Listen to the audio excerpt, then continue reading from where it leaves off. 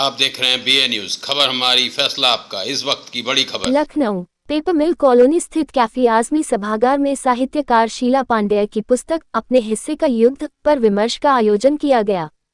इस कार्यक्रम में समाज में महिलाओं के संघर्ष और आत्म साक्षात्कार की गहन प्रस्तुति को लेकर चर्चा हुई। कार्यक्रम की मुख्य अतिथि लखनऊ विश्वविद्यालय की पूर्व प्राचार्य डॉक्टर रूपरेखा वर्मा रहीं। आयोजन आकाश गंगा न्यास के तत्वावधान में संपन्न हुआ। मुख्य वक्ता के रूप में सत्येंद्र रघुवंशी ने पुस्तक की साहित्यिक प्रासंगिकता पर विचार प्रस्तुत किए। इस अवसर पर कई प्रख्यात साहित्य प्रेमियों और विद्वानों की गरिमामयी उपस्थिति रही, जिनमें डॉक्टर इंदिवर पांडेय, डॉक्टर रविशंकर पांडेय, कुमकुम शर्मा, रामशंकर वर्मा तथा साहित्यकार विजय राय शामिल थे। पुस्तक के विमर्श ने ये स्पष्ट किया कि स्त्री जीवन के संघर्षों को स्वर देने वाला साहित्य समाज में परिवर्तन की दिशा तय कर सकता है। उसके बाद जलपान के लिए प्रस्थान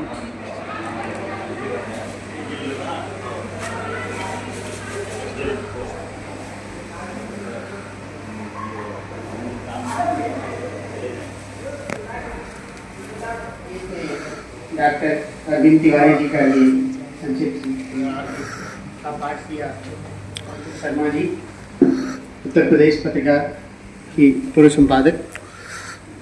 अब मैं अध्यक्षीय वक्तव्य के लिए एवं पुस्तक पर वक्तव्य के लिए अपने अध्यक्ष जी डॉक्टर इंदिवर पांडे जी को आमंत्रित करता हूं, जो चर्चित गीतकार, नवगीतकार, निबंधकार, समीक्षक, संपादक एवं उपन्यासकार हैं। उन्होंने खास रूप से रेखांकित करना चाहूँगा, उन्होंने डॉक्टर शंभुनाथ साहित्य समग्र 7 खंडों में का संपादन किया।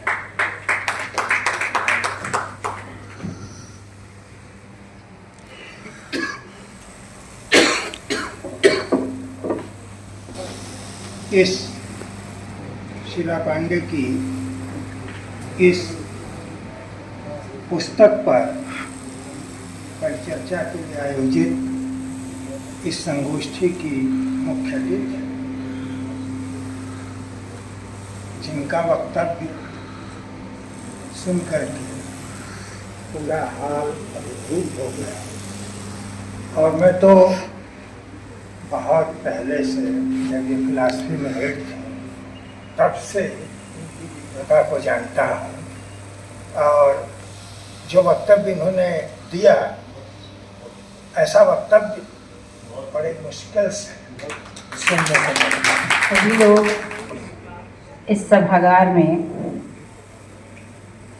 इस कार्यक्रम की गरिमा में 4 चांद लगा रहे हैं, बल्कि जो आज हॉल में उपस्थिति है वह इतनी गंभीर और इतनी समर्पित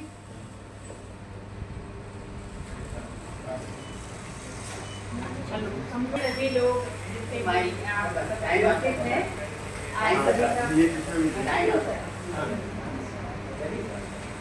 आप सभी लोगों का मैं धन्यवाद ज्ञापित करती हूँ।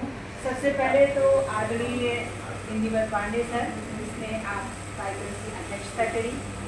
आपका स्वास्थ्य अच्छा नहीं था, बल्कि अब ठीक है। और आपने बहुत सारी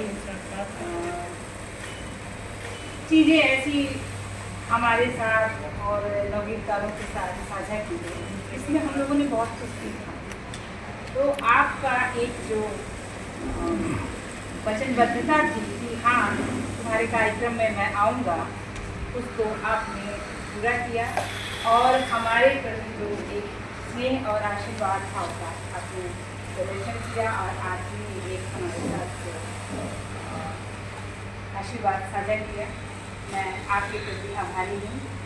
आपका अभी 1 या 2 महीने पहले ही ऑपरेशन हुआ था, उसके बावजूद आप बना रहे। आपकी पुस्तक का विमोचन हुआ है यहाँ पे, अपना परिचय देते हुए बताइए। अपना परिचय, मैं शीला पांडे साहित्यकार हूँ, जिसमें से मैं आलोचना, बाल साहित्य, नॉवेल और समीक्षात्मक कार्य में करती हूँ। इसी तरह एक आलेख स्त्री विमर्श पर वैचारिक आलोकों का ये संग्रह है, इस लेख के साथ। और इसमें स्त्री के मुद्दों को वैचारिक परिदृश्य उठाती है। मैम, ये पुस्तक समाज को क्या संदेश देती है आपको? समाज को बहुत स्पष्ट देती है ये संदेश कि आप कम से कम जो आप मानसिक बुनावट के तहत एक धारणा बना करके स्त्री के साथ आप बर्ताव करते हैं या उसके प्रति एक भावना या शब्दावली प्रयोग करते हैं, वो जो है आपको बदलने की आवश्यकता है। कम से कम एक मनुष्य और मनुष्यता का जो एक मापदंड है उसको हमेशा आपको आदर करना चाहिए और ये दोनों का अधिकार है कि वो अपनी पूर्ण अस्मिता, आत्मसम्मान और स्वाभिमान के साथ वो अपनी जीवन यात्रा को या अपने समय को जिए। जबकि ये ऐसा होता नहीं है कि जबकि दूसरे के परिक्षेत्र में जितना समाज, ये समाज की बनावट है, मैं इसकी बात नहीं कर रही हूँ, जितना आसानी से वो जिसको कहते हैं कमेंट कर देता है या फिर उसको कुछ भी बात, क्योंकि जबकि वो उसके तह तक नहीं जानता है, वो समझ नहीं पाता है कि इस तरह में सोच और वो ऐसा क्यों है।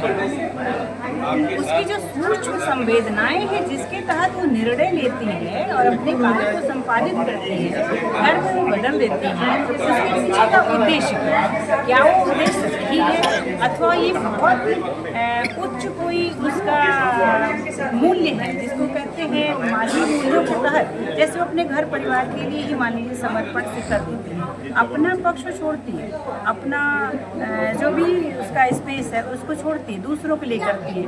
तो ये भाव ज़्यादा बड़ा है अथवा कि अपने लिए मैं यहाँ चला जाऊँ, मैं ये पा जाऊँ, मैं ये करूँ, वो बड़ा है। उसके बावजूद उसको कमतर कहा जाता है। जबकि अगर कसौटियाँ हैं तो कसौटी में दूसरा पक्ष जो बार बार कमेंट करता है, कह लीजिए, या आलोचना करता है, मैं कमेंट नहीं कहूँगी, आलोचना कहूँगी, तो आलोचना का आधार होना चाहिए। मनुष्य और मनुष्यता का जो आधार है उसकी आचरण का, मानवीय आचरण का मूल्यों के आधार पर, और जिस तरीके से मतलब एक स्त्री के संस्कार है उसी तरीके से पुरुष के संस्कार होने चाहिए। तो कहने का मतलब है कि इंसान का संस्कार होता है, ये जेंडर का संस्कार नहीं है। हमने इसको बांट दिया है, इस पर ये प्रश्न उठाता है, हमारी किताब जो है इस पर उठाती है। और दूसरी बात ये है कि हम समता और समानता इन दोनों में फर्क हमें महसूस करना होगा कि हमको एक आसपास के को वो माना जाता है, लेकिन तुम बराबर नहीं हो या तुम्हारी आइडेंटिटी नहीं हो सकती, ऐसा हर बार दिखाया बताया या कम से कम मैं तो कहती हूँ कि दिखाया तो जाता ही है।